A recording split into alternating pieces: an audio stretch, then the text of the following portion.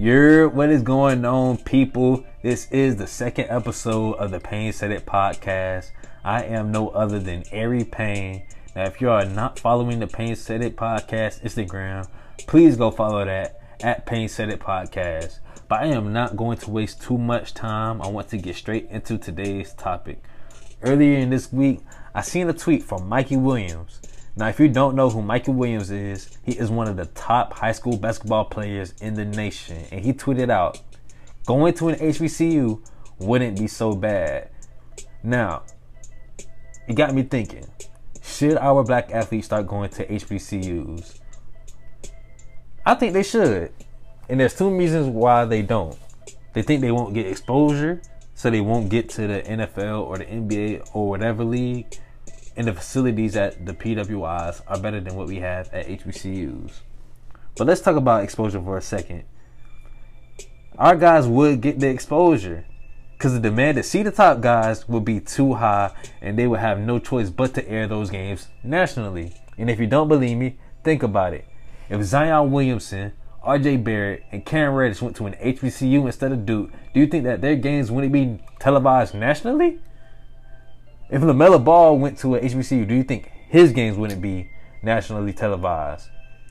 Bronny James coming out of high school, Zaire Wade coming out of high school, do you think if they go to HBCUs that their games wouldn't be televised nationally? Their games in high school were nationally televised, so they would for damn sure be televised in college. You got to realize that our black athletes are the supply for the demand of wanting to see high quality sports.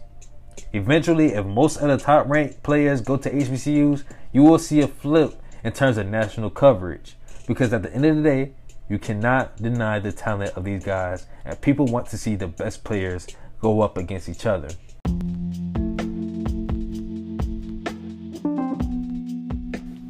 Listen, guys, if you have not heard about the Anchor app, it is the easiest way to start a podcast today, and let me tell you why.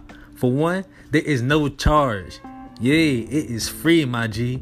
Plus, all the tools you need to record and edit are right there on the app, so you can do it all from your phone. Plus, Anchor will distribute your podcast on Spotify, Apple Podcasts, and many more platforms. It is everything you need to make a podcast in one place. So go ahead and download the Anchor app. Tell your friends, tell your family, download the Anchor app, and you can tell them Ari Payne said it. Now, let's talk about facilities. Now, there is no secret that PWIs have better athletic facilities than what we have at HBCUs. But they got those facilities from years and years and years of leeching off of our black athletes. But that can change.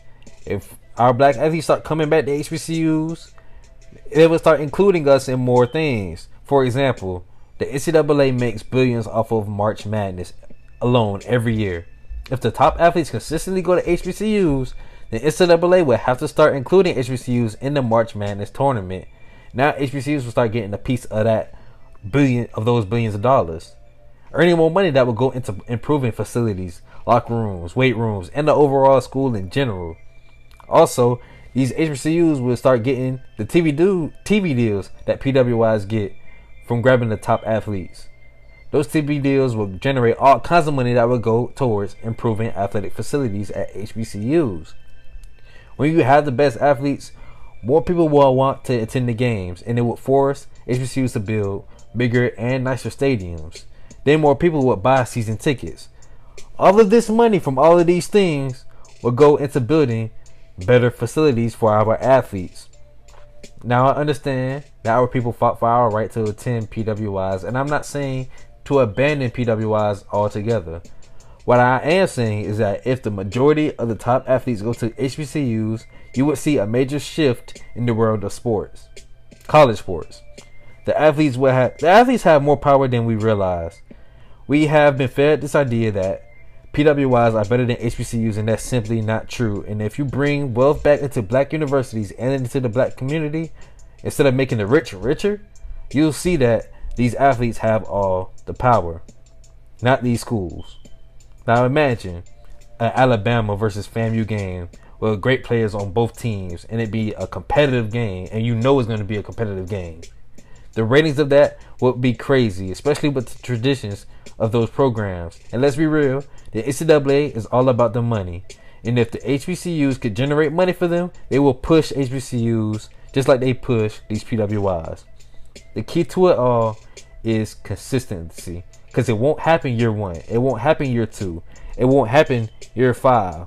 But maybe 10 to 20 years from now, you will see HBCUs on ESPN and CBS and ABC. You will see us going up against the University of Florida's, the University of Alabama's, the USC's. So, parents around the world, start to introduce HBCUs as options for your son or daughter who is a top recruit. Encourage them to see the benefits of going to an HBCU, and you will see changes eventually. And you can tell them Eric Payne said it. And now, before I get out of here, I want to talk about Jake Fromm. Now, the Buffalo Bills should release this dude, even though I know they're not, but they should have released this dude.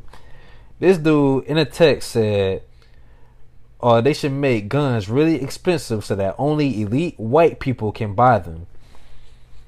And then he wants to issue an apology saying, I am extremely sorry that I chose to use the words elite white people in the text message conversation. So in other words, you really feel this way, but you're sorry that you put it in a text message. Man, get out of here with that, man. Buffalo Bills, I encourage y'all to release him. And you can tell him Eric Payne said it, because that's just ridiculous, bro. And I'm out, man.